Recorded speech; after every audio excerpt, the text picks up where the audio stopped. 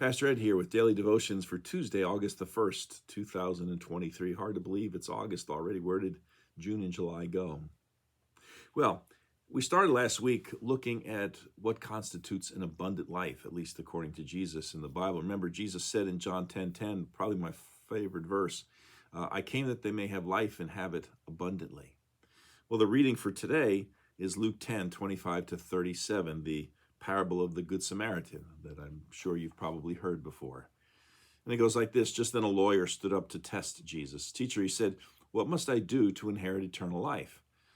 And Jesus said to him, what's written in the law? What do you read there? And he answered, well, you shall love the Lord your God with all your heart, with all your soul, with all your strength, with all your mind, and your neighbor as yourself. And Jesus said to him, you've given the right answer. Do this and you will live.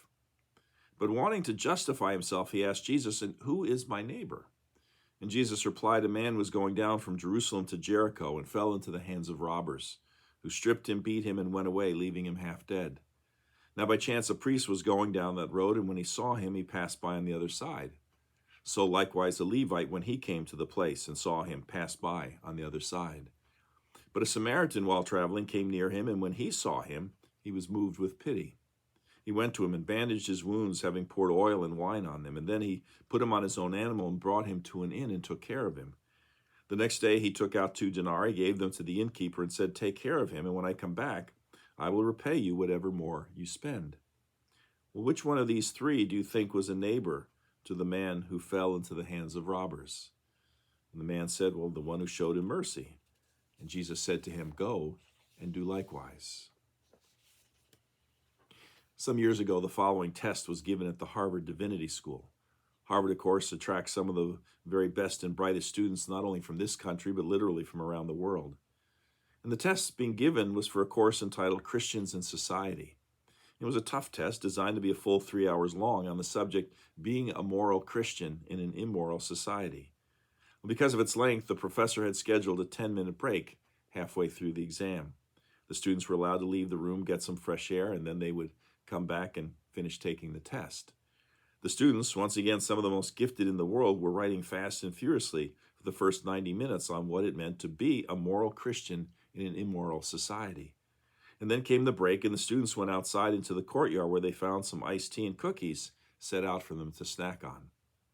But out there in the courtyard, there was also another part of their test, the one they didn't know about. In fact, this was the real test. In a far corner of the courtyard, there was a man slumped over, coughing and apparently in great pain.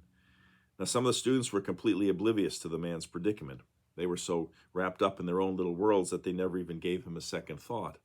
And then there were the others who actually looked over at him while they drank their tea and ate their cookies and thought to themselves, well, what can we do? We have this important exam to finish. And so they didn't do anything either. Well, after their 10-minute break, all the students went back to the classroom to finish taking the test, leaving the man still slumped over in that far corner of the courtyard where they had first seen him. And all of them were surprised when the following week they got back their grades and learned that the professor had flunked each and every one of them. You see, what they had written in their exam booklets didn't really matter. They had failed the true test of Christian morality out there in the courtyard. Jesus once told that story about a man who was beaten and left to die by the side of the road to Jericho. 2 other travelers, he said, later came by, a priest and a Levite, for us, roughly the equivalent of a pastor and his lay associate. Basically, 2 of the more religious and pious people one could ever hope to find. But neither of them stopped, said Jesus. When they saw the beaten man on the side of the road and fearing that he was already dead, or at least near death, they simply passed by on the other side. Well, why? Well, priests and Levites, scholars tell us, could not perform their religious duties if they touched or came near a dead body. It would have made them ritually unclean. And so what Jesus was implying here was that sometimes people of faith get so wrapped up in fulfilling their religious duties that they actually fail to live out their faith. Last time we were reminded that the first and greatest commandment was to love God with all our heart, soul, mind, and strength. But there's a second, just like it, added Jesus. We're to love our neighbor as ourselves. Today's gospel reading, Jesus encountered a lawyer who was clearly well-versed in the law. So when he asked Jesus what he must do to inherit eternal life, and Jesus asked him what was written in the law, the lawyer knew immediately and answered confidently, you shall love the Lord your God with all your heart and all your soul, all your strength, all your mind, and your neighbor as yourself. Well, correct, said Jesus. You've given the right answer. Do this and you will live. But here's where it gets a little sticky. Who is my neighbor? The lawyer now wanted to know.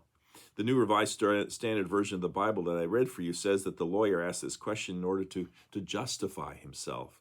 Another version, the Message, perhaps does a better job here when it says, looking for a loophole, the lawyer asks, and just how would you define neighbor? But of course, in the parable of the Good Samaritan, there are no loopholes, not for that lawyer and not for us. When only a Samaritan, an outsider whom the Jews looked down upon and wanted absolutely nothing to do with, when only a Samaritan stopped to help the injured man in the story, Jesus was making the point that the word neighbor could not be defined by geography or proximity or nationality or ethnicity, but rather only in terms of human relationships and human interaction, which is to say that the real question for Jesus here is, to whom can I be a neighbor? That's the real test of faith. Religious duties and observances and piety mean nothing if at the same time one fails to come to the aid of a person in need. Similarly, it means nothing to be gifted and learned and to be able to write exhaustively for 3 hours on precisely what it means to be a moral Christian in an immoral society on a Harvard Divinity School exam, if at the very same time you ignore the plight of an injured man just outside your classroom. Or in other words, you cannot truly love God and therefore be God-centered if you do not also and simultaneously love and care for other human beings. And thus, the second value of the abundant life, after being God-centered, not self-centered, is the realization that it's about others, not me. Well, we'll continue, this conversation that it's about others, not me, tomorrow. Hope to see you then. Take care. Bye.